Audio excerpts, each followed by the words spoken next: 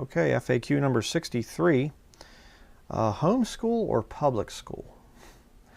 Well, I did a study, it's called Our Sunday School and VBS Scriptural Practices. And in that study I get into the thing of showing from the King James Bible that there's not one verse that says that anyone but parents should teach children. So I'm not going to get into all those scriptures here. And you know, I think it's very important to understand that the parents are the ones that are supposed to teach their children. And when you have other people coming in, and especially public school nowadays, I mean, public school 100 years ago was still wrong, but today it's just not even an option. Okay, with all the environmentalist weirdo Al Gore stuff going on with teaching global warming to children and teaching evolution theory and all this other stuff. If you're a Christian parent and you have children that are in the public school system, you need to get them out. Make whatever sacrifices that you have to make.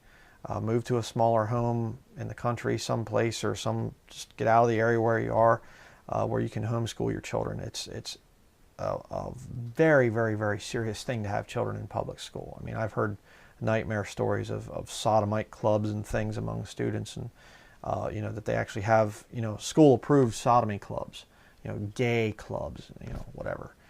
And I remember my one nephew was going to a public school down in Pennsylvania. He graduated now, but he said that there were students that would go out, they'd have cigarette breaks. You know, I mean, that was like if you got caught with cigarettes back even when I was in school in the 1980s, you know, you got caught with cigarettes, you got in serious trouble. I mean, you were suspended and whatever else. You know, now they get cigarette breaks.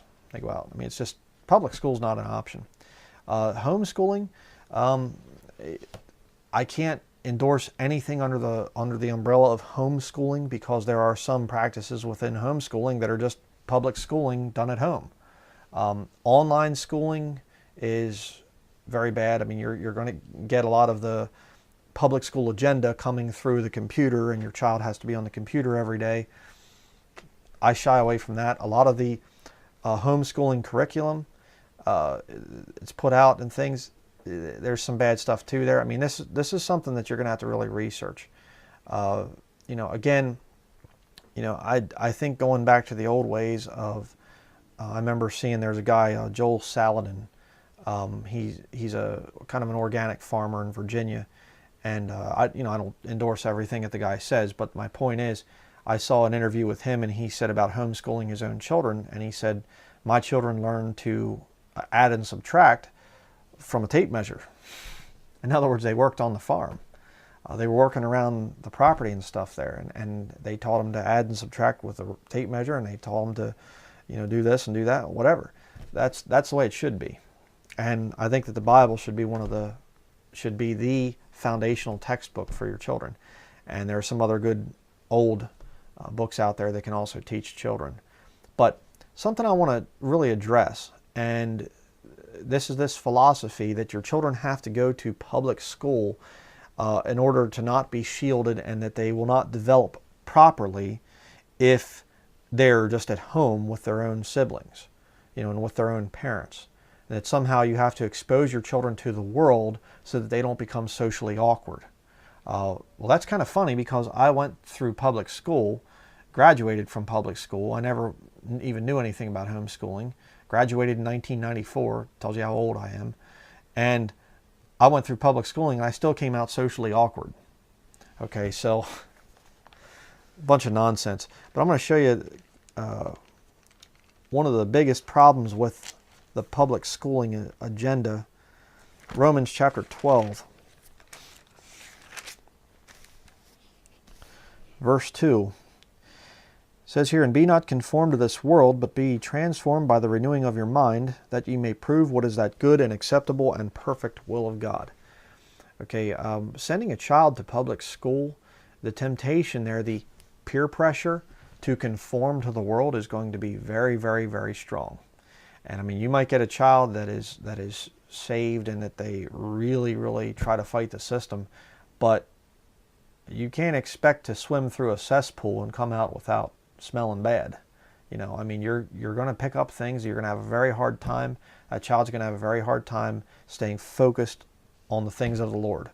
going through the public school system. And again, if you've seen the last FAQ, I know that if there are saved teens that have lost family members and you might be forced to go to public school, that's a different situation. Okay, I mean, pray about it. Maybe God will work a miracle there. Your parents might get saved and be able to homeschool you.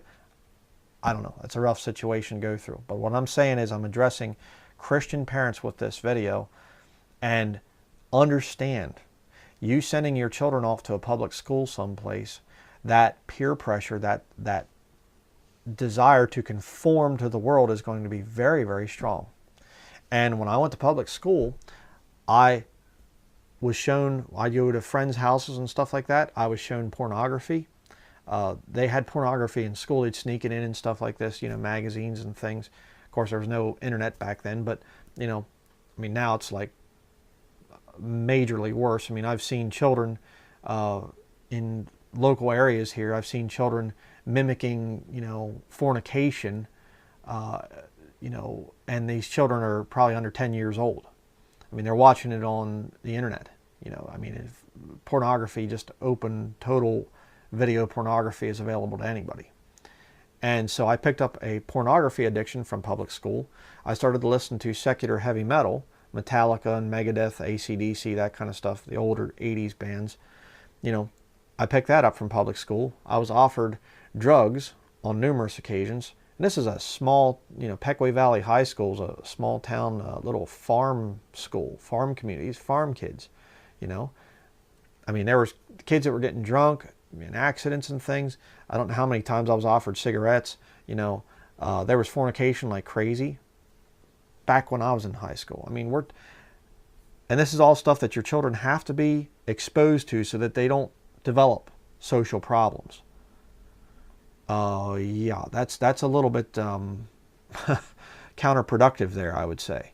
You know, no, you need to keep your children away from that. And don't worry about this thing of, oh, my children are going to grow up socially awkward and whatever else. And again, let me give you another little thing here, because there's another deal that happens a lot when you have Babel buildings and a lot of homeschooling families. They'll kind of get together and they'll bring their children together to be able to have play time and stuff like this, so they don't have social problems and all this mind-controlled thing. You know, a child that grows up in the middle of nowhere and only sees family members and goes to town occasionally, they're going to grow up to be some kind of a weird monster that, you know, is horrified of people. That's nonsense, absolute nonsense. Being around other children is not going to mean anything for their development. Okay, that's modern day psychiatry. You know, it's psychiatry is a false science, if you've seen my study on that.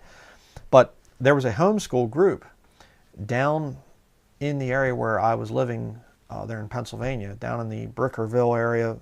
They were kind of in that area, the Lidditz, Ephrata area of kind of northern Lancaster County. And these homeschoolers would all get together, and there was a young man there named David Ludwig, and he was in a homeschool group. And a friend of mine, Derek Stoll, used to be part of our house church. He was in this homeschool group, and this David Ludwig was there in this group, and there was a young girl, and David Ludwig and this young girl were fornicating. David Ludwig, I think, was 17, 18, something like that. Maybe, I think he was 18, and this girl was like 15 years old. And so they were fornicating. Well, her parents found out about it, and they had David Ludwig come over, and they said, "You're not ever going to see our daughter again. You're not allowed to date her or anything else." And David Ludwig pulled a pistol out and shot both the parents in the head, and took the girl and tried to run, ended up getting caught by the police, and he's now spending life in prison. A homeschooling family. You know, King James only, homeschooling, the whole thing. You know. So, oh, my children have to be around other children or else they'll develop social problems. No, I don't think so. Okay, don't feel pressured. I'm not saying you should not allow your children to be around any other children. I mean, if they have a friend that lives down the street or something and the friend's not messing them up or whatever else, okay, fine, that's fine. If you have some saved people in your neighborhood or in your local area, that's fine, you can meet with them. But don't feel this pressure put on you that you just have to conform and you have to make sure that your children are around lots of other children or else they'll come out socially weird. That's a lie. You aren't going to find that teaching in Scripture.